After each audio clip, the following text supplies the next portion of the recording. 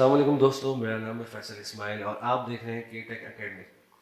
अच्छा दोस्तों, आज मैं एक ऐसे स्क्रिप्ट लाया हूँ जो बहुत ही ज़्यादा आपके वेब बेस्ड सॉफ्टवेयर पर इस्तेमाल होता है। वो ये होता है कि आप अगर चाह रहे हैं मल्टी रिकॉर्ड्स को आप एक साथ मल्टीपल टेबुलर सिस्टम में अगर आप कोई डेटा इंसर्ट करें और मल्टीपल रॉ एक ही सेफ आप बटन दबाएं तो आपके एक साथ सारे रिकॉर्ड सेफ हो जाएं। तो ये इसमें पहले ही होता था कि बहुत से हमें ये यूज़ करना पड़ता था हर रॉ पर। हमें फॉर्म के ऑब्जेक्ट्स टेक्स्ट बॉक्स वगैरह हमें यूज़ करना पड़ता था। अब ये लाइब्रेरी ऐसी आ गई है जेक्वेरी की कि हम चाहें तो टेबल में ही एडिटेबल हम उसका एक क्लास यूज़ करेंगे, जिसकी वजह से हमें ये होगा कि उस टेबल पे ही जो डेटा हम इंसर्ट करेंगे वही डेटा आपका इंसर्ट रिकॉर्ड पे चला जाएगा। और ऐसे कुछ चीज़ें एजेक्स में है कैसे हो जाएंगी, और एजेक्स से हम इसका जो रिकॉर्ड फैच करते हैं वो तरीका मैं आपको बताता हूँ किस तरीके से होगा और कौन कौन सी लाइब्रेरी हमें यूज़ करनी है। तो बहुत आसान सा एक स्क्रिप्ट है और मैं आपको बताता हूँ किस तरह से वर्क करेगा। ये मैं आपको दिखाता हूँ कि ये आपके सामने स्क्रीन है। ठीक है, सबसे पहले मैं आपको देखो इसका डेमो दे देता हूँ कि किस तरह से काम करता है।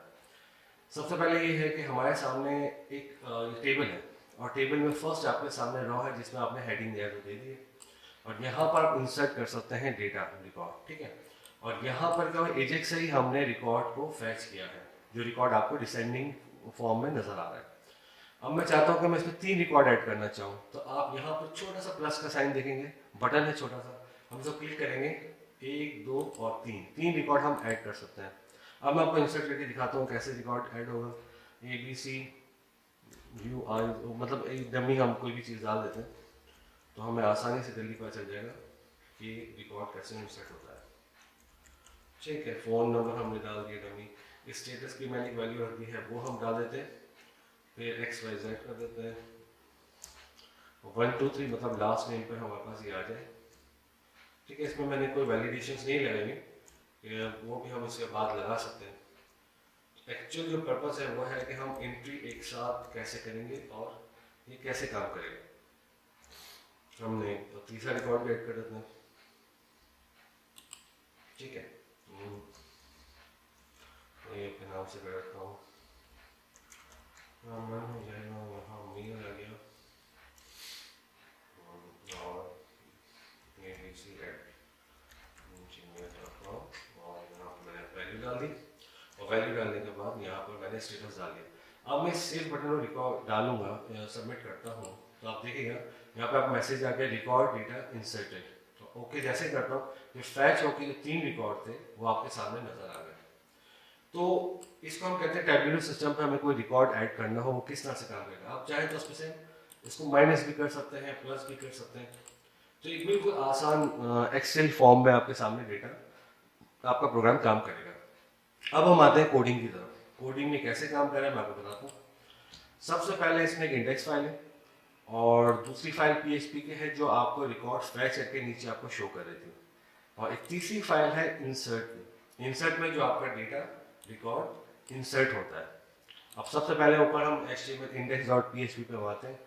यहाँ पर आपको 3 लाइब्रेरी जरूर यूज करनी है, ये बहुत कंपलसरी है। एक तो jQuery और सेकंड बूटस्ट्रैप की JS है, जिससे हमने वो टेबुलर सिस्टम को जो हमारे टेबल है उसको हमने एडिटेबल किया था, और इसकी एक CSS है जो इसके साथ ही होती है। इन 3 लाइब्रेरी को आपने कंपलसरी इसको इंक्लूड करवाना है, वरना ये फंक्शन काम नहीं करेगा। हम नीचे आते हैं, ये तो नॉर्मल डिजाइनिंग है, यहाँ पर मैंने हेडिंग दे दी, लोगो दे दिया। अब एक टेबल बनाया है जिसको मैंने क्लास दी थी रिस्पॉन्सिव। रिस्पॉन्सिव बेसिकली ये करेगा कि अगर आप इसको मोबाइल पर या टैब पर अगर यूज़ करेंगे तो ये अपने हिसाब से इसको एडजस्ट कर देगा। ठीक है, इसमें मैंने इसको आईडी दी क्रूड टेबल, मतलब कि क्रूड हम इसको कहते हैं जहाँ डेटा इंसर्ट करते हैं, डिलीट करते हैं, अपडेट करते हैं, तो इसको क्रूड कहा जाता है, और इसका मैंने आईडी का नाम रख दिया क्रूड टेबल। अब फर्स्ट हेडिंग जो थी मैंने इसको मैनुअली बनाई, जिसमें मैंने विड दे दी, first name, last name, gender, email, phone, status, और रिमूव करने का एक जो मैंने इसको कॉलम दिया था वो एक एक्स्ट्रा स्पेस में मैंने इसको दे दिया है। अब हम आते हैं नीचे की तरफ। नीचे की तरफ जो TD है, अब ये आप गौर से देखिएगा, इसमें क्या है, जब हम बूटस्ट्रैप यूज़ करते हैं तो यहाँ पर TD को हम ये कहते हैं कंटेंट एडिटेबल, ट्रू करना है इसको। इसका मतलब है उस TD पे कोई भी चीज़ आप टाइप करेंगे, कोई चीज़ लिखेंगे तो वो वहाँ पर TD पे आप राइट कर सकते हैं। इसे क्लास के हिसाब से, क्लास का मतलब ये होता है कि आप जो भी इस टेबल का नाम होगा, जैसे हम नॉर्मल आईडी यूज करते हैं, यहाँ क्लास का जो नाम आप रख देंगे ना, वो क्लास का नाम आपका रिकॉर्ड उसका इंसर्ट होगा, वो इसी नाम से ही इसको रिकॉर्ड को लेके जाएगा। ये क्लास सीएसएस की क्लास नहीं है, ये आपकी फील्ड की क्लास है, तो क्लास से हम इसको कॉल करते हैं। तो मैंने इसको एक फर्स्ट को मैंने आइटम अंडरस्कोर एफ नेम कर दिया, फिर आइटम अंडरस्कोर एल नेम कर दिया, इसका जेंडर, ईमेल, फोन स्टेटस, ये हमारे पास एक रो आ गई, जो सिंपल आपके सामने जब हम रिफ्रेश करते हैं तो एक ऑलरेडी ही रो आपके पास आती है जिसपे आपको प्लस का बटन ना दबाना पड़े, तो वो मैंने इसको मैनुअली इसको यहाँ पर ऐड कर दिया। अब हम आते हैं नीचे, यहाँ पर एक राइट साइड पर बटन है जिसको हमने नाम दिया ऐड, और आईडी भी इसको ऐड दिए। ये क्लास है, क्या साइज होना चाहिए, छोटा होना चाहिए, सक्सेस होना चाहिए, तो बताओ बीटीएन सक्सेस ग्रीन कलर का हो जाएगा, ठीक है। नहीं, ये सक्सेस से होगा, हाँ बीटीएन से ऐड पर, हाँ ये ग्रीन ही होगा, ठीक है। अच्छा, फिर ये सेंटर में हम एक बटन सेव का जो आपके सामने नजर आ रहा है ब्लू कलर का, ठीक है। यहाँ पर हमने क्या किया, इंफॉर्मेशन वाले ये क्लास कॉल कर दिया और सेव का आईडी भी दे दी और हमने इसको नेम भी दे दिया। अब हम आते हैं यहाँ पर, ये वो है इंसर्टेड आइटम डेटा, ये वो डिव में कॉल फैच होगा जो आपके सामने नजर आए। ये जो आईडी है यहाँ पर आपका रिकॉर्ड फैच होकर सामने आएगा, तो इसको हमने पहले ही मेंशन कर दिया है कि इस डिव पर, और इसका नाम मैंने दे दिया इंसर्टेड आइटम डेटा, ठीक है। ये थोड़ा आपका एचटीएमएल जो आपके आराम से समझ में आ गया होगा। अब मैं बता रहा हूँ कि यहाँ पर हमारा काम कैसे कर रहा है। यहाँ डॉक्यूमेंट डॉट रेडी पर ये बता रहा है कि हम इसको जब आपका डॉक्यूमेंट आपका लोड हो जाए तो हम इसमें अब क्या करना है हमें। सबसे पहले मैंने वेरिएबल काउंट लिया, काउंट को +1 कर दिया। 1 बताने का मतलब कि ऑलरेडी इसको 1 किया हुआ है, हमारे पास एक रो ऐड है, ठीक है, जो आपको मैनुअली यहाँ नजर आ रही है। तो हमें इस तरह से इसको 1 कर दिया। 0 कर देंगे तो जब प्लस करेंगे तो 1 ऐड हो जाएगी। 0 कौन सी होगी, 0 होगी जो आपका हेडिंग रॉ बार है, तो वो तो हमारे पास है। 1 भी हमने ऐड किया हुआ, तो इसको 1 करने के बाद फिर इंक्रीज किया हमने ऐड करने के बाद, जब count is equal to count +1 तो 2 हो गया। 2 काउंट पे कौन सी रॉ आएगी, ये हो गई आपकी सेकंड, 0 1 2, ठीक है। तो यहाँ पर मैंने इसको पहले बता दिया कि काउंट 1 कर दो, और यहाँ पे count is equal to count 1। अब यहाँ पर हमने वेरिएबल में HTML कोड लिया है, ठीक है। HTML कोड का काम कर रहा है, HTML कोड का काम कर रहा है कि आपका सारा कॉन्कैट करके जो भी वैल्यू है वो HTML कोड में डाल देगा, जो हम उसके बाद उसको यूटिलाइज करेंगे। अब HTML कोड में हमने क्या किया, हमने TR बनाया, TR में रो को एक काउंट दे दिया, बस जो काउंट होगा नंबर 2, तो इससे डिफरेंशिएट हो जाएगा कि रो काउंट आपका क्या चल रहा है, ठीक है। अब HTML कोड में हमने फिर TD लिया, TD में वही काम हमने किया जो हमने ऊपर मैनुअली यहाँ पे किया था, जो फर्स्ट रॉ पर था। ये वाली 0 1 फर्स्ट रॉ करेंगे, वो 0 है, ठीक है, अगर हम एरे के हिसाब से चलते हैं तो। अब यहाँ पर हम आते हैं, तो यहाँ पर हमने वही तरीके का कॉन्कैट करके हमने क्लासेस में इसका नाम दे दिया, और यहाँ पर बस लास्ट में एक काम ये किया है कि वहां पर मैंने रिमूव में सिर्फ एक डैश दे दिया था, यहाँ पर TD में डैश दिया था, क्योंकि वहां मुझे रिमूव का बटन तो चाहिए नहीं था। यहाँ पर मैंने रिमूव का बटन ऐड कर दिया CD पर, जिसका नाम है डेटा रॉ। ये रिमूव उसका नाम है, और डेटा रॉ में मैंने रॉ काउंट डाल दिया। काउंट इसमें भी जरूरी है कि जब आपका फंक्शन जाएगा तो उसको डिफ्रेंशिएट करेगा कि किस तरह कौन सी रॉ है ये, तो वो उसको फिर डिलीट कर देगा। और बाकी क्लासेस हैं यहाँ पर, डेंजर ऑरेंज कलर में कर देगा अगर आप बूटस्ट्रैप की CSS को अगर समझते हैं तो, ठीक है। फिर ये क्या करेगा, ये करेगा क्रूड टेबल, जो हमने नाम रखा था टेबल का, ऊपर हम आते हैं, ये क्रूड टेबल का जो हमने नाम रखा था उसकी आईडी में हमने कहा इसमें अपेंड कर दो, ठीक है। तो जो HTML कोड होगा वो इसके अपेंड हो जाएगा, इसका मतलब एक रॉ आपकी इंसर्ट हो गई, ठीक है। ये फंक्शन आपको समझ में आया ऐड का। इसके बाद हम आता है रिमूव का फंक्शन। जब ये रिमूव का बटन जब हम क्लिक करेंगे, जब मैंने यहाँ बताया ना रिमूव का, इसके बटन पर जब हम क्लिक करेंगे तो ये क्या करेगा, ये कहेगा कि आपका रॉ का नाम आईडी उठा लेगा कि रॉ कौन सी है। तो दिस डॉट डेटा जब आपने क्लिक किया, जिस रिमूव का बटन में उसकी आईडी यहाँ पर पास हो जाएगी, लेकिन आईडी याद रखिएगा डिफरेंशिएट होनी चाहिए, क्योंकि एरे में मैंने इसके भी काउंट डाला है 1 2 3, अगर सेम होगी तो ये फंक्शन आपका वर्क नहीं करेगा। तो ये आईडी यहाँ पर डिलीट रॉ में मूव होगी, ऑब्जेक्ट का नाम आ गया, ऑब्जेक्ट के नाम के बाद मैंने हैश करके डिलीट रॉ का फंक्शन डाल दिया, जहाँ पर इसका रॉ का नाम आएगा हैश करके, और फिर डॉट रिमूव का फंक्शन ऐड किया कि वो रो आपकी रिमूव हो जाए। मिसाल के तौर पर मैं प्लस करता हूँ और यहाँ से माइनस दबाता हूँ तो ये रिमूव हो रही है, तो ये यही फंक्शन आपका काम कर रहा है। ठीक है, इसके बाद हम आते हैं सेव के बटन पर। सेव के बटन पर सबसे इंपॉर्टेंट चीज़ क्या है कि हमने पहले ही जितने हमारे वेरिएबल्स थे, जो हमें जहाँ से हमें वैल्यू करेक्ट करनी है, जितने आपके कॉलम्स होंगे उतने ही आपने यहाँ पे वेरिएबल बना लिया, और वेरिएबल बनाने के बाद इसको एरे में ले लिया। ये साइन एरे पे लाने की बात होती है, क्योंकि आपका एक रिकॉर्ड नहीं हो सकता है, मल्टीपल रो हो। तो हमने 5 वेरिएबल ले लिए उसी नाम से। फिर हमने एक पुश किया, हमने बताया कि इस ऑब्जेक्ट पर जब हम ईच फंक्शन हम जब कॉल करते हैं तो इसके जो टेक्स्ट है वो इस वेरिएबल में पुश हो जाए, इस नाम पर आ जाए। तो इनका जो कंटेंट टेक्स्ट आपने टाइप किया होगा वो पुश होकर आइटम एफ नेम का इसमें आ गया, एल नेम का इसमें आ गया। तो इस तरह जेंडर का भी आ गया, ईमेल का भी आ गया, सब पुश होकर इस वेरिएबल में आपके सामने चले गए। जैसे आइटम फोन है, ठीक है। जब ये पुश हो गया तो फिर आपके पास एजेक्स की बारी आती है कि जब आपके वेरिएबल में सारी चीज़ें आ जाती हैं, वैल्यूज आ जाती हैं, तो फिर आप एजेक्स पे आते हैं। एजेक्स का तरीका ये है कि आपने सबसे पहले यूआरएल बताना है कि मुझे वैल्यू भेजनी कहाँ है, पास कहाँ करनी है। मेथड आपका पोस्ट होगा, ठीक है। अब ये डेटा है, जितने वेरिएबल थे आपने, एक वेरिएबल ये है जो आप फॉरवर्ड करेंगे, वहाँ भेजेंगे, और एक वेरिएबल वो है जो आपने मूव करवाया था जिसमें टेक्स्ट मौजूद है। जब ये टेक्स्ट मौजूद है तो इस वेरिएबल में वो कन्वर्ट हो जाता है, जो एजेक्स का वेरिएबल होता है। चाहे तो अब इसको 1 कर देंगे तब भी काम करेगा, लेकिन जब हम इंसर्ट के पेज पे हम जा रहे हैं तो यहाँ पर भी आपको 1 करना पड़ेगा। तो मैं एक्चुअली सेम ही रखता हूँ क्योंकि आपको प्रॉब्लम ना हो। तो ये एफ नेम का जो वेरिएबल है वो इसमें चला गया, एल नेम का जो वेरिएबल है वो इस एल नेम पे आ गया। इस तरह करके सारी चीज़ें यहाँ पर आ गई। आने के बाद मैं कहता हूँ अगर सक्सेसफुल हो जाए फंक्शन इसका डेटा, तो अलर्ट मैसेज दे दे, ठीक है, डेटा का कि आपका सक्सेसफुल हो चुका है। अब मैं ज़रा सा नीचे आता हूँ, यहाँ पर क्या होगा कि जैसे ही यहाँ ऊपर, हाँ ठीक है, अब ये डेटा अलर्ट आ जाएगा। अब मैंने इसको रिमूव करना है, जो आपकी जितनी रो आपने ऐड की थी। तो मैंने क्या किया, टीडी कंटेंट ट्रू, ये पूरा मैंने इसका एक ऑब्जेक्ट ले लिया और इसके अंदर जो टेक्स्ट था वो मैंने सबसे पहले खाली किया, ठीक है, लूप पर। अब ये कितने थे ये मैं बताता हूँ आपको। अब मैंने 2 से काउंट किया कि वेरिएबल आई 2 है, और जितनी काउंट है, काउंट से अगर कम हो तो प्लस करते रहो आई को, और जो टी आर है आई को, जो टी आर के हमारे पास जो फर्स्ट सेकंड थर्ड जितना भी हमें काउंट पे आएगा तो वो उतनी ही ड्रॉ को रिमूव करता जाएगा। इसका मतलब कि आपके पास जितना आपने ऐड किया था वो सब के सब रिमूव हो जाएंगे और आपके सामने ब्लैंक आएगा, सिर्फ हेडिंग आएगी सामने। तो सारे रो वो सेव करने के बाद आपके रिमूव हो जाएंगे। फिर इसके बाद थर्ड फंक्शन आता है, वो है फैच आइटम डेटा। जब आप देख रहे थे कि जब हमने इंसर्ट किया था तो ये तो सब रिमूव हो गया था जो मैंने इंसर्ट किया था, और ये फैच होकर डेटा आपके सामने शो रिकॉर्ड हो रहा था।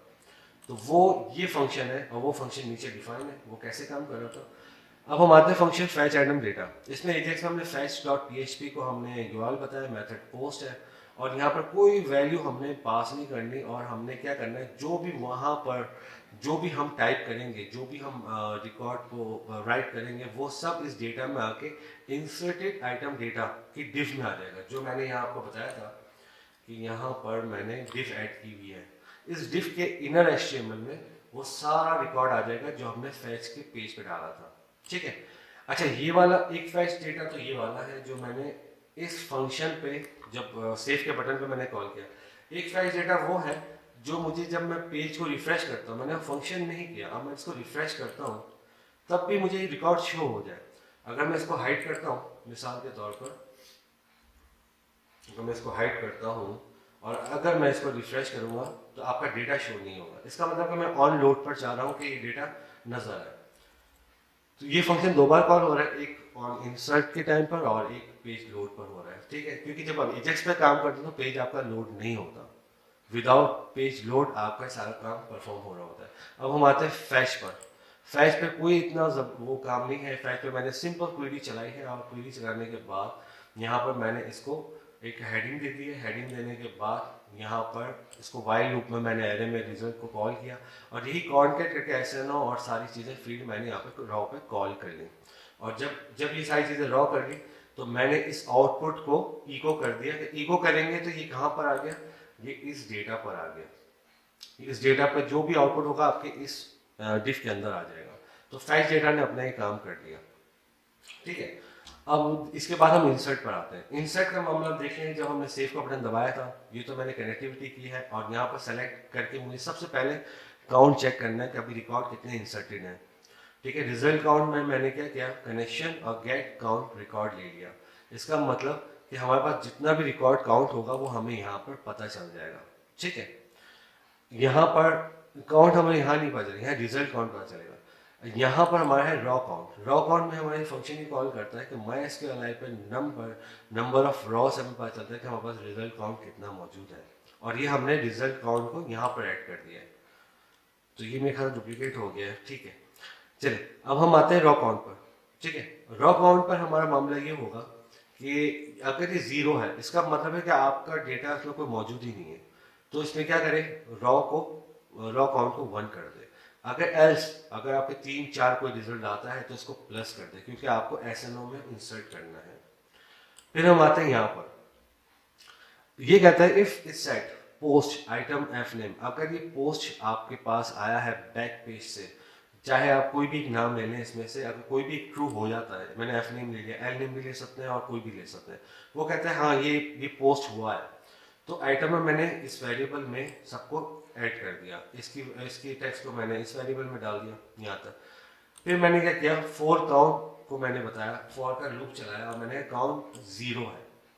अगर काउंट बड़ा हो, ठीक है, आइटम एफ नेम से, तो प्लस प्लस कर दो। अब वो काउंट अगर आपका ज्यादा होगा, अब इसका मतलब है कि आपने इसको ऐड करना है।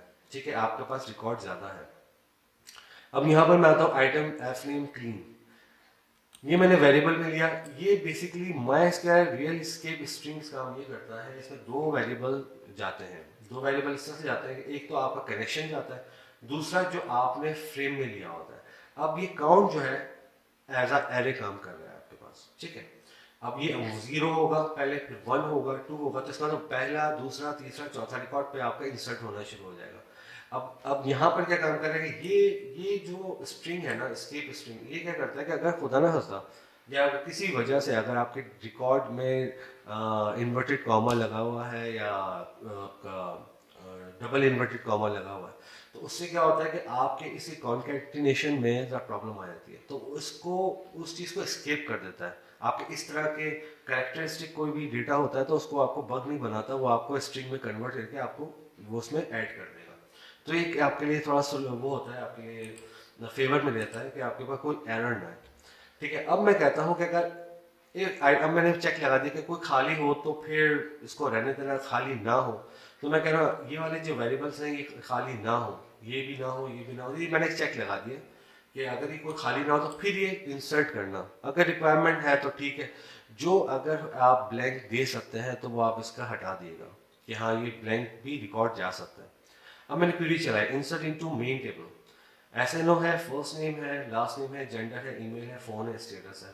वैल्यू में ड्रॉ काउंट जो हमने ले लिया था यहाँ पर, कहाँ पर हमने इस जगह पर नंबर ऑफ रॉस में ले लिया था।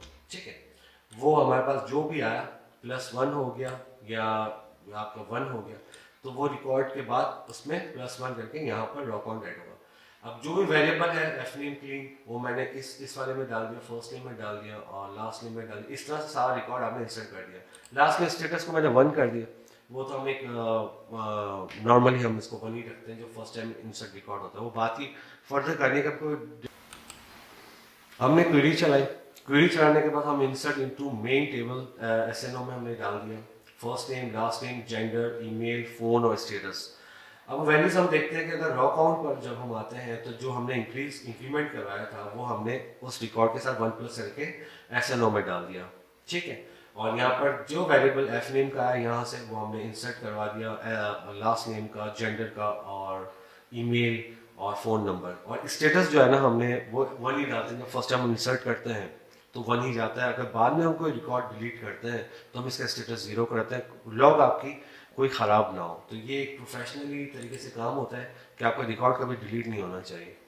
ठीक है, फिर हमने कहा कि रॉ को प्लस प्लस, क्योंकि अगर आपके पहला रिकॉर्ड तो इंसर्ट हो गया, फिर दोबारा ऊपर जाएगा लोग और फिर हमारे पास जो आइटम होगा उसको हम 1 पे लेंगे, एरे पे सारे रिकॉर्ड आ चुके हैं, फिर 1 हो जाएगा, फिर एक इंसर्ट होगा, फिर जब तक ये आपके जितने रॉ होंगे उतने ही रॉ में लूप चलता रहेगा। तो अगर 5 रिकॉर्ड है 5 रिकॉर्ड आपके इंसर्ट हो जाएंगे। फिर मैंने क्वेरी चलाई कि अगर सपोज करेंगे इफ क्वेरी बराबर ना बराबर हो खाली के, ठीक है, ये मैंने ऐसा चेक किया कि क्वेरी जो हमने यहाँ चलाई कि अगर वेरिएबल ना खाली हो तो आप इसके बाद क्या करेंगे कि इको रिकॉर्ड डेटा इंसर्टेड का आप मैसेज दे देंगे, और एल्स में अगर कोई प्रॉब्लम आती है आपकी क्वेरी में स्ट्रिंग में या कोई चीज़ में अगर उसमें वो है नहीं वो नल है तो फिर एरर आ जाए, ठीक है। और यहाँ पर एल्स में ऑल फील्ड्स आर रिक्वायर्ड, ये उस चीज़ का होगा कि अगर यहाँ के चेक्स में कोई प्रॉब्लम आ गई तो फिर भी यहाँ पर इसके बाद यहाँ पर ऑल फील्ड्स आर रिक्वायर्ड का एक मैसेज आ जाएगा जिससे पता चलेगा कुछ रिकॉर्ड आपने इंसर्ट नहीं किए। तो ये एक सिंपल सा प्रोग्राम है कि अगर आप देखें तो हम विदाउट एनी ऑब्जेक्ट को यूज़ किए हुए HTML ऑब्जेक्ट्स, मिसाल के तौर पर फॉर्म के ऑब्जेक्ट्स को यूज़ किए बगैर हम आसानी से jQuery के थ्रू और एजेक्स के थ्रू हम आसानी से इंसर्ट कर सकते हैं, डेटा को फैच कर सकते हैं। तो ये मैं आपको बताना चाह रहा था, और मैं इसका कोड आपको गूगल ड्राइव में अपलोड कर दूंगा विद डेटाबेस, तो आप उसको डाउनलोड करके आराम से अपने किसी प्रोजेक्ट में यूटिलाइज कर लेगा। तो आज के लिए सिर्फ इतना सा था। इंशाल्लाह फिर कोई मैं वीडियो देखूंगा, कोई भी ऐसा ट्यूटोरियल में समझ में आएगा कि आसान हो और आप आराम से इसको अपने प्रोजेक्ट में इम्प्लीमेंट कर सकें तो मैं ज़रूर आपको भेजूंगा, ठीक है। इस तरह से वीडियो बनाता रहूँगा। तब तक के लिए इजाज़त चाहिए। अल्लाह हाफिज़। Thank you very much.